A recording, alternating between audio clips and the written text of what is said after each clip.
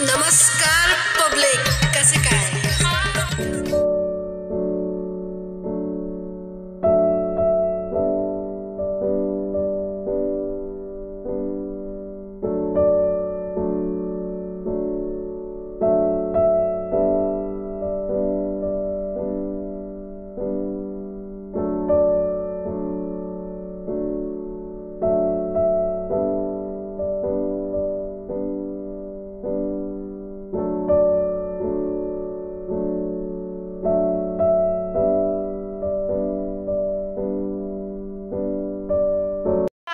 कसं काय? मस्त ना? मी पण एकदम मस्त.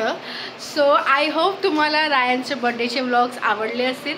फार काही शूट करायला मिळालेलं नाही आहे, कारण जसं तुम्हाला मी सांगितलं खूप गडबड झाली होती, लाईट गेलेली, भरपूर पाऊस होता आणि प्लॅनिंग्स खूप होते आमचे. आय होपफुली पुढच्या वर्षी आपण याच्यापेक्षा सुंदर बर्थडे करू, पण ह्या वर्षी इतकाच जमला, पण तो आमच्या परीने आम्ही बेस्ट करायचा प्रयत्न केला आहे. तर शूटचं क्रेडिट जात आहे भूमीला आणि रियांशला. रियांश इकडे नाही आहे. सो भूमी आणि रियांश, थँक्यू सो मच की तुम्ही दोघांनी बड्डेचे व्लॉग जसं तुम्हाला जमेल तुमच्या नॉलेजच्या हिशोबाने तुम्ही शूट केलं.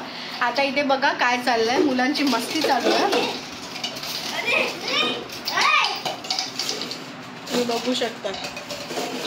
पक्का गुंडा झालेला आहे आमचा.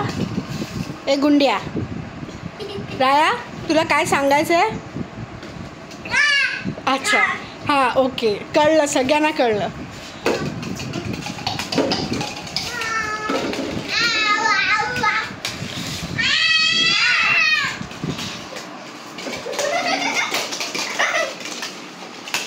समोर वातावरण काय सुंदर झालंय बघा.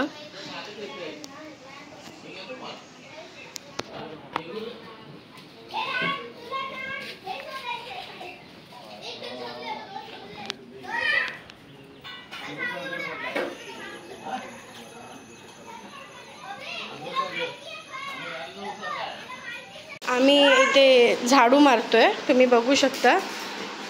काय मी घरात कधीच झाडू नाही मारत.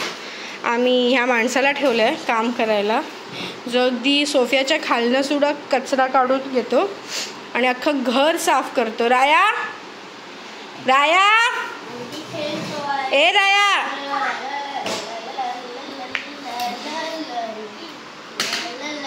याचं बघा काय सुरू आहे. राया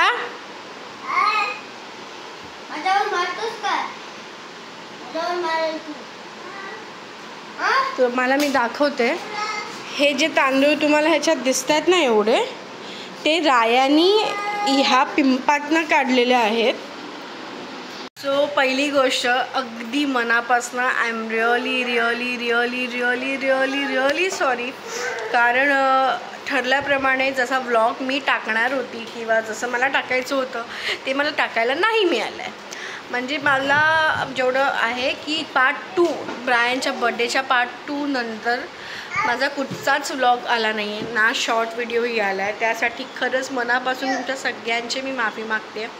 कारण सीन असा आहे की तुम्ही आता बघितलं, तो आता धरून धरून उभं राहायला लागला आहे, चालायला राय हे असं चाललेलं आहे.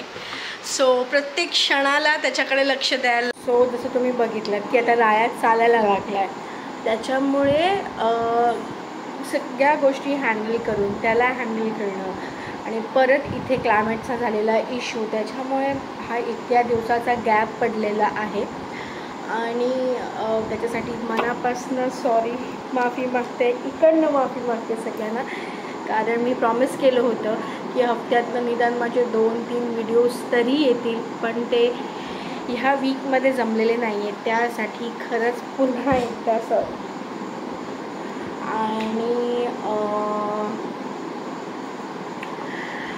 सो आज काही मी तुम्हाला असं अजून स्पेशल दाखवत नाही आहे. मी डिसाईड केलं आहे की मी तुम्हाला माझी प्रेग्नन्सी जर्नी सांगणार आहे. माझा प्रेग्नन्सीचा प्रवास कसा गेला आणि त्याच्यात काय अप अँड डाऊन्स आले, ह्यासाठी मी आता व्हिडिओ बनवणार आहे. मला नाही माहिती मला ते किती पार्ट्समध्ये करायला मिळतील, पण होपफुली ते मी म्हणजे जितकं मला तुम्हाला सांगायला मिळेल तितकं मी तुम्हाला सांगणार आहे. सो सुरुवात कुठनं झाली. ॲक्च्युली मी प्रेग्नंट आहे हे मला माहितीच नव्हतं. म्हणजे इथे तुम्हाला जो ब्लॉग दिसतो आहे जिथे मी मुंबईला जाते, ग्रीन कलरचा मी हा टी शर्ट घातला आहे. सो ह्या ब्लॉगमध्ये मी जेव्हा मुंबईला जात होते तेव्हा ॲक्च्युली मी प्रेग्नेंट होती, पण मला माहिती नव्हतं. कारण मला तसे काहीच सिम्पटम्स नाही दिसले की लोकांना गरगरतं, वॉमिटिंग्स होतात, वीकनेस येतो, असं माझ्या बाबतीत काहीच नव्हतं झालं. उलटं मी त्या 2-3 आठवड्यांमध्ये खूप हेवी वर्क केलेलं. जसं आमच्याकडे नारळ जे उतरवतात ते उचलायला, ते काय बोलतात ते बास्केट उचलायला आईला मदत केलेली, कारण आईचा हात दुखतो. सो मी ते उचलायला आईची मदत केलेली. मी सिलेंडर उचलले होते. इवन ही जी बॅग तुम्हाला इथे ग्रे कलरची मोठी दिसते आहे ना, ही बॅग इतकी हेवी होती कारण ऑलरेडी ती सफारीची बॅग आहे. सो त्या बॅग थोड्या हेवियर साईडला असतात आणि त्याच्यात सामान असं होतं की 5-6 नारळ होते आणि अजून आईसाठी आईने कोयता दिला होता, तो कोयता होता. असे बऱ्याचशा हेवी गोष्टी होत्या. तर ती बॅगसुद्धा मी वसईला जेव्हा उतरली, माझी मैत्रीण मला पिकअप करायला येणार होती, नम्रता. सो ती बॅगसुद्धा मी त्या स्टेअर्सवरून स्वतः उचलून नेली. पण त्या मोमेंटला फर्स्ट टाईम असं झालं होतं की जेव्हा मी त्याची बॅग उचलून ठेवली, ओके, मला 1 सेकंडसाठी ना पोटात म्हणजे बेंबीकडे आपल्या नेव्हल पॉईंटकडे ना कळ आली. आणि असं माझ्या बाबतीत कधीच झालं नव्हतं की मी एवढ्या हेवी गोष्टी उचललेल्या. मी रायफल शूटिंग करायची, तर रायफल्स जेव्हा मी उचलायची किंवा मी कबड्डी खेळायची आणि तेव्हा वेट लिफ्ट करायचो, कधीच माझ्या बाबतीत हे झालं नव्हतं. आणि हे अचानक घडलं. So I was little suspicious की नाही हे असं काय झालं. हे ॲक्च्युली असं झालेलं. आणि माझी पिरियड डेट 14 होती, 14 ऑक्टोबर. आणि ज्या दिवशी मी मुंबईला पोचली, निघाली, ती 20 तारीख होती, पोचलीसुद्धा मी 20 तारखेला. सो मोजून 6 दिवसच बाय दिवस पुढे गेलेले. तर लाईक ठीक आहे, माझे 1 वीक पिरियड्स पुढे मागे होतात. सो आय वॉज लाईक की ठीक आहे, हे नॉर्मल असू शकतं. बट मग असं झालं की 21ला मॉर्निंगला मी 20ला नाईटला जेव्हा घरी पोचली, माझ्या आईला मी म्हणाली की अगं माझी अजून पाळी आली नाही. सो आई म्हणाली की तू चेक केलंस का, तू कन्फर्म केलंस का. आणि आय वॉज लाईक की नाही असं काही नाही आहे, बिकॉज मला गॅरंटी होती की असं काही नसणार आहे. आय वॉज लाईक की नाही असं काही नाही आहे. But I am diagnosed with thyroid and PCOD. याच्यामुळे जेव्हा माझी ट्रीटमेंट सुरू होती मला सांगितलं गेलं होतं की जर चुकून असं झालं हे मेडिसिन्स खाताना की तुमचे पिरियड समजा मिस झाले तर तुम्ही चेक करायचं, तुम्ही कन्फर्म करायचं. सो हे मला सांगितलं होतं. आय वॉज लाईक ठीक आहे, एक करून बघते, कशाला मी रिक्स का घेऊ. आणि मी ते मॉर्निंगमध्ये उठून चेक केलं. and I was my attitude was totally like अरे काय नसणार आहे. and I was just doing my work. कमोडवर बसून माझं काम करत होती आणि ते मी स्ट्रिप अशी नसती ते ड्रॉप्स टाकून ठेवले होते. आफ्टर 5 to 10 minutes जेव्हा मला आठवलं की अरे मी ही प्रेग्नन्सी टेस्ट केली आहे अँड आय जस्ट सॉ इट वॉज 2 lines. एक लाईन डार्क होती, एक लाईन फेड होती. So that was a twist point. I was shocked. I didn't know की मी कसं रिॲक्ट केलं पाहिजे. कारण आपण बाबा आपण प्लॅनिंग करून प्रेग्नेंट होतो, गोष्ट वेगळी आहे. बट असं माझ्या बाबतीत काहीच नव्हतं.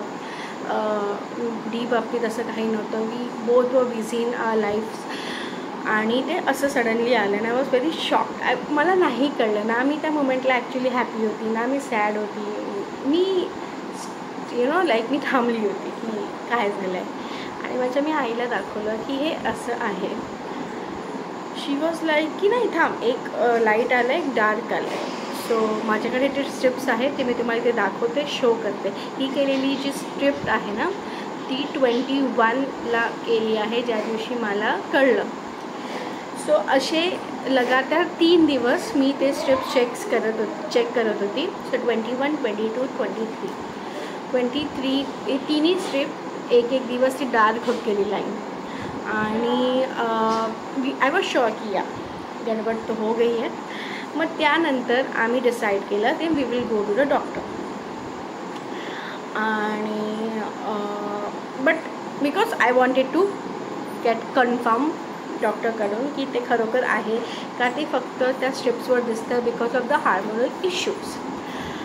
And the journey begins. So I am back. Sorry मगाशी इंटरप्शन झालं कारण दाया मस्ती करत होता त्याच्यामुळे. आणि आता सगळी कामं आटपून झाली आहेत माझी. सो डिसाईड केलं की आता मी तुम्हाला सांगते एक्झॅक्टली काय झालं. सो आपण थांबलेलो होतो the journey begins. So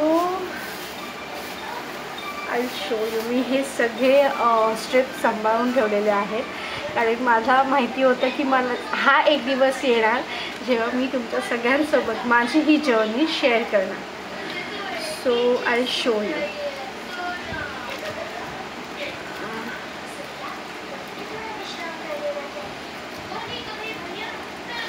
I know like मी एकटीच नाही, म्हणजे बरीचशी. हां, ही आहे माझी स्ट्रिप जी मी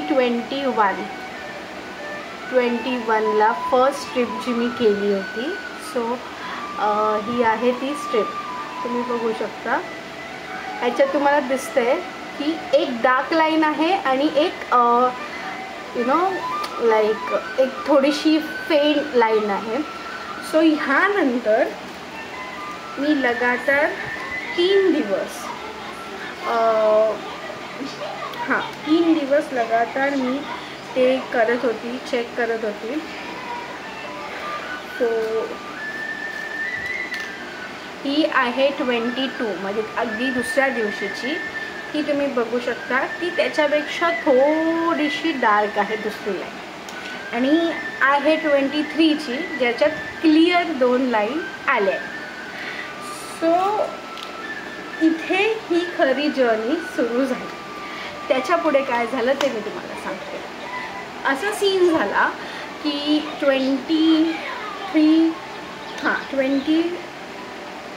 नंतर 2 दिवस मी घरातच होती. आणि त्याच्यानंतर मी ठरवलं की मी डॉक्टर्सला कन्सल्ट करणार. सो मी नालासोपारामध्ये होती माझ्या माहेरी. मी कुठच्या डॉक्टरांकडे गेली होती हे जर तुम्हाला पाहिजे असेल तर मला नक्की कमेंट करा. मला नक्की सांगा माझी इतकी कॉम्प्लिकेटेड प्रेग्नन्सी एवढी इझिली कशी झाली, कसे कोणते कॉम्प्लिकेशन्स ते तुम्हाला ह्या पूर्ण जर्नीमध्ये कळणार आहेत. सो त्याच्यानंतर मी डॉक्टरांकडे गेली 26ला. ओके. आणि 26 हे आहे अजून एक की टडा. आता जर 3 मी ऑलरेडी केलेले आहेत आणि त्याच्यानंतर मी डॉक्टरांकडनं येऊन पुन्हा ही टेस्ट का केली.